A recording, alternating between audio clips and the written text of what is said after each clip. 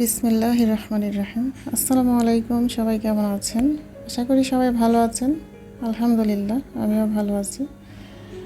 আজকে কাঁচা পেঁপের একটি রেসিপি বানাবো, আপনাদের সাথে শেয়ার করব। তো আশা করি আপনারা আমার সাথেই থাকবেন, ভালো লাগবে। তো দেখুন, এখানে আমি প্যানে সরিষার তেল দিয়েছি। তেলটা পরিমাণ মতোই দিয়েছি, একদম বেশিও না কমও না। আর যারা রান্না করে তারা তো অবশ্যই পরিমাপটা বুঝেন, তবে তেলটা আমি আমার পরিমাণ মতো দিয়েছি, আপনারা আপনাদের পরিমাণ মতোই দিয়ে দিবেন। তারপর এখানে দিয়েছি পেঁয়াজ কুচি, কাঁচামরিচ কুচি, আর পেঁয়াজ দিয়েছি 2টা।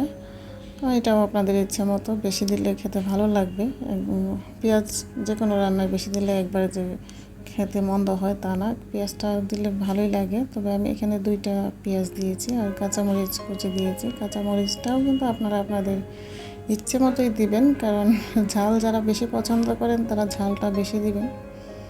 তো আমি এখানে ভালোই মোটামুটি অনেকগুলো কাঁচামরিচ দিয়েছি। আমার কাছে ঝালটা খেতেই আমার ইচ্ছে হচ্ছিল, যার জন্য একটু বেশি পরিমাণেই দিয়েছি কাঁচামরিচ।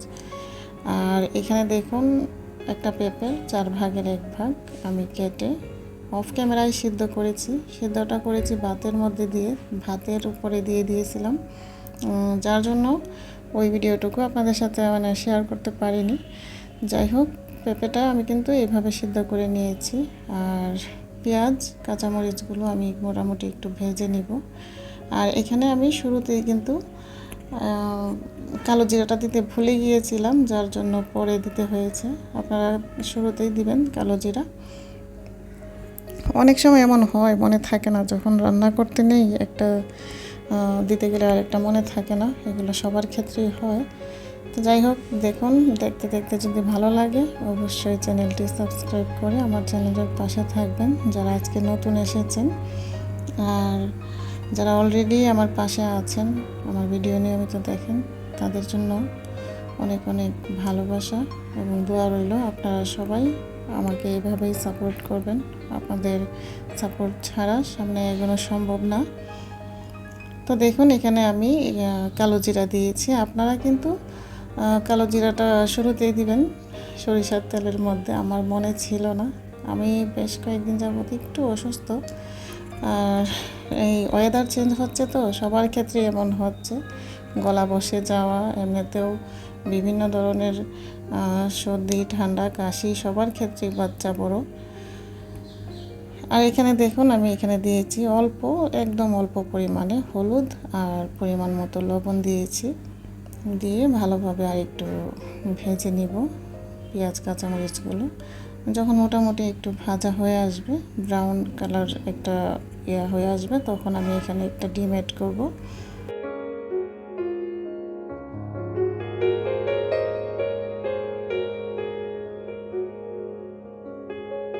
তো দেখুন, ডিমটা দেওয়ার পর আমি কিন্তু পেঁয়াজ কাঁচামরিচের সাথে ডিমটাকে মিক্সড করে ভেজে নেব।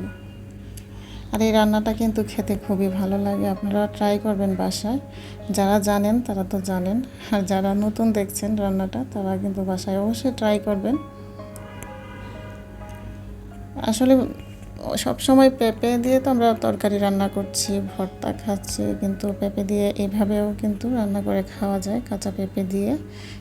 এই রান্নাটা কিন্তু বাচ্চারাও পছন্দ করে। আমার বাচ্চারা কিন্তু খুবই পছন্দ করেছিল। আমি ভাবছি যে আমি একা খাবো, ওরা তো মনে হয় খাবে না, কিন্তু রান্না করার পর দেখি যে আমার বাচ্চারাও কিন্তু এটা মোটামুটি পছন্দ করে। আমার ভালো লাগতেছিল না, এমনিতে বাচ্চাদের জন্য তো সব সময় রান্না করছি ওদের পছন্দ মতো খাবার, কিন্তু যখন নিজে রান্না করে কোনো কিছু খাবো তখন কিন্তু অলসতা কাজ করে। এটা শুধু আমার ক্ষেত্রে না, প্রত্যেকটা মায়ের ক্ষেত্রেই, হয়তো বা 2-1 জন একটু ভিন্ন হতে পারে, আর এরকমই হয় সবার ক্ষেত্রে।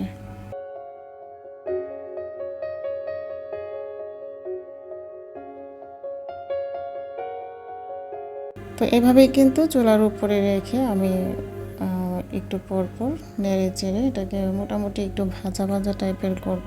আর এই পর্যায়ে দেখুন, এখানে আমি দিয়ে দিয়েছি ধনেপাতা কুচি। আর ধনেপাতা কুচিটা দিলে কিন্তু আরও বেশি ভালো লাগে। তো জানি না আপনারা আপনাদের কাছে কেমন লেগেছে আজকের আমার এই রেসিপিটি?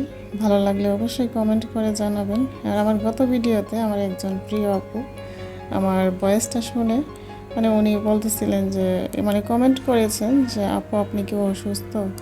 আসলে মানুষের অসুস্থতা সুস্থতা এটা কিন্তু কথার মধ্যেই বোঝা যায়। যাই হোক, যতই মানে ভালোভাবে বলার চেষ্টা করি না কেন, ওইটা কিন্তু কথার মাধ্যমে প্রকাশ হয়ে যায়, শরীরের সুস্থতা ও অসুস্থতা দুইটাই। তো আমি এইভাবেই কিন্তু ভালোভাবে নেড়ে চেড়ে এটাকে নামিয়ে নিব। আর ওই যে আপুর কথা বলেছিলাম, ওনার আইডির নাম হচ্ছে জাফরিন ডেইলি মোমেন্টস। তো আপু কিন্তু অনেক মানে পজিটিভলি আমাকে জিজ্ঞেস করেছেন যে আপু আপনি কি অসুস্থ? আর আপুকে অনেক অনেক ধন্যবাদ, আপনি যে আমার কথাগুলো শুনে ধরতে পেরেছেন যে আমি আসলে একটু অসুস্থ। তো দেখুন আমার কিন্তু রান্নাটা প্রায় শেষ। আর বাচ্চাদের জন্য মুরগির মাংস রান্না করেছিলাম আলু দিয়ে, আর আমার জন্য এই পেঁপের এই রেসিপিটি তৈরি করেছিলাম। আশা করি আজকের ভিডিওটি আপনাদের কাছে ভালো লেগেছে আর রেসিপিটিও ভালো লেগেছে। যদি ভালো লাগে অবশ্যই চ্যানেলটি সাবস্ক্রাইব করে আমার চ্যানেলের পাশে থেকে যাবেন। আপনাদের দীর্ঘায়ু এবং সুস্বাস্থ্য কামনা করি। সবাই সুস্থ থাকুন, নিরাপদে থাকুন। আসলে ওয়েদার চেঞ্জ হচ্ছে তো আজকের মতো এই পর্যন্তই। আল্লাহ হাফিজ, আসসালামু আলাইকুম।